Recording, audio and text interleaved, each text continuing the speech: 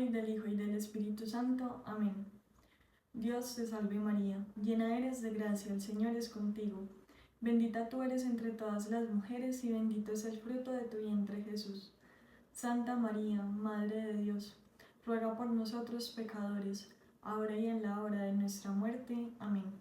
En el nombre del Padre, y del Hijo, y del Espíritu Santo. Amén. Hola a todos, yo soy Alejandra y bienvenidos a esta nueva lección de la preparación para la consagración a Jesús por María en 33 días según el método de San Luis María Griñón de Montfort. Y en la lección de hoy, que es la lección número 29, vamos a hablar acerca de la encarnación. ¿Y qué es la encarnación? Es esa verdad central de nuestra fe, que es que Jesús asumió la naturaleza humana para llevar a cabo así nuestra salvación. El Catecismo en el numeral 463 dice que la fe en la encarnación del Hijo es el signo distintivo de la fe cristiana. En 1 de Juan 4:12 dice: en esto podréis conocer el Espíritu de Dios. Todo espíritu que confiesa a Jesucristo venido de la carne es de Dios. De la misma manera, Gálatas 4, versículos del 4 al 5 nos dice: en la plenitud de los tiempos envió Dios a su Hijo nacido de mujer, nacido bajo la ley, para rescatar a los que se hallaban bajo la ley y para que recibiéramos la filiación adoptiva.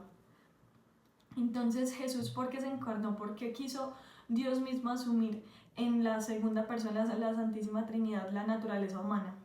Primero para salvarnos y para reconciliarnos con Dios, para perdonar nuestros pecados, para que nosotros pudiésemos conocer el amor de Dios, para que fuera Jesús nuestro modelo de santidad. ¿Por qué para ser nuestro modelo de santidad? Porque Él fue similar a nosotros en todo menos en el pecado. Entonces vivió lo mismo que nosotros experimentamos y vivimos cada día. Él experimentó incluso tentaciones. Entonces Él es ese modelo que nosotros podemos seguir, el principal modelo de santidad que nosotros tenemos que seguir. Y también para hacernos a nosotros partícipes de la naturaleza divina. En el Antiguo Testamento pues hay varios anuncios de la venida del Salvador. Y primero está el protoevangelio del cual hemos hablado tanto en esta consagración, que es Génesis 3:15, cuando Dios le dice a la serpiente: enemistad pondré entre ti y la mujer, entre tu descendencia y la suya. Ella te aplastará la cabeza mientras que tú intentas morder su talón. Entonces ese es el protoevangelio porque es el primer anuncio de la venida de Cristo. De la misma manera, en todo el Antiguo Testamento hay referencias a Jesucristo, hay referencias a que el Hijo del Hombre, el Hijo de Dios, iba a venir y iba a ser Dios con nosotros, iba a vivir entre nosotros y nos iba a librar de nuestros pecados. Está lleno de estas referencias y de estas alusiones a ese Cristo que iba a venir. ¿Y qué significa Cristo? En hebreo se dice Mesaya, es Christos en griego, Christus en latín, y en español se traduciría como ungido. Entonces, ¿quién es un ungido? El pueblo judío pues ungía a los reyes, a los sacerdotes y a los profetas. Pues el ungido de Dios tan esperado por el pueblo de Israel. Y como hemos hablado también en otra lección de esta preparación para la consagración, también podemos ver que en otras culturas pues habían también, digamos que semillas del verbo que anunciaban que la salvación iba a venir por los judíos. Hay ciertas cosas que debemos entender, que debemos tener presentes para entender la encarnación, para entender lo que realmente significa. Entonces, en primer lugar, hay que entender que Jesucristo es perfecto hombre. Él tuvo un cuerpo, como nos dice 1 de Juan 1:1, que dice que el verbo se hizo carne y el verbo es Jesucristo. Y Jesús pues tenía también un alma humana.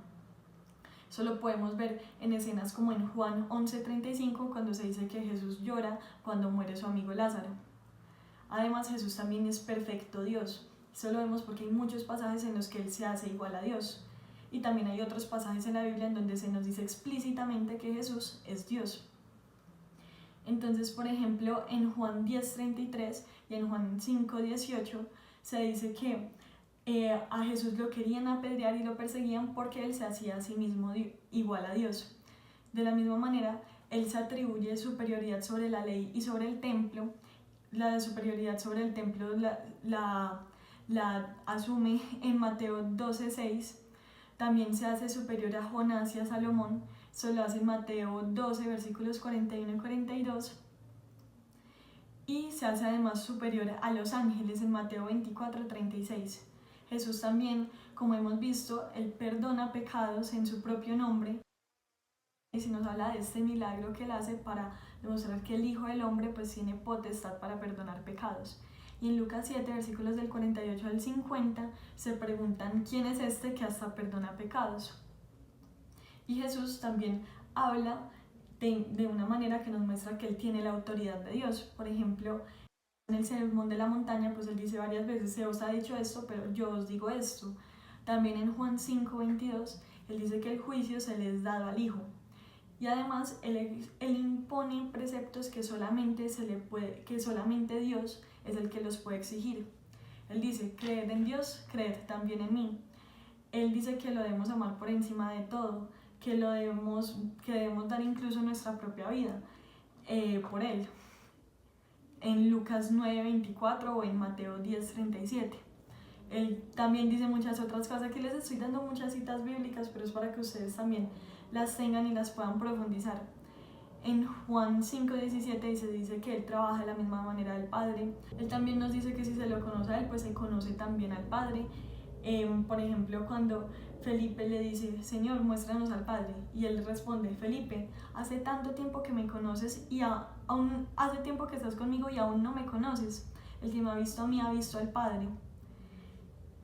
Y el que va a Jesús pues va también al Padre. Y en la Biblia pues hay también esas afirmaciones que ya son explícitas, que nos muestran la divinidad de Jesús. En Juan 1:1 se nos dice: el verbo era Dios. En Romanos 9:5 se dice: Dios bendito por los siglos, se le llama así a Jesucristo. En Filipenses 2 del 5 al 8 se dice que aunque Jesús era Dios, pues no se enorgulleció en esto. En la epístola de Tito, 2 versículos del 3 al 14, se dice: del gran Dios y Salvador nuestro, hablando de Jesucristo, que es el Salvador. Y en Colosenses 1, versículos del 3 al 20, se dice: Él es la imagen del Dios invisible. También en 1 de Juan 5:20 se dice: este es el verdadero Dios y la vida eterna. Y por último, en 2 de Pedro 1:1, él llama a Jesús San Pedro, nuestro primer Papa, nuestro Dios y Salvador. Y esta encarnación del verbo, ese momento en el que esa naturaleza divina asume la naturaleza humana, pues ocurre en la encarnación. En el momento en el que ocurre el anuncio del ángel y la Virgen, pues da ese fiat, da ese sí. Entonces, bueno, muchísimas gracias a todos los que se conectaron a esta lección. Nos vemos mañana en la siguiente lección. Ya casi terminamos este camino de preparación para la consagración. Recuerden que nos vamos a consagrar el 16 de julio, el Día de la Virgen del Carmen.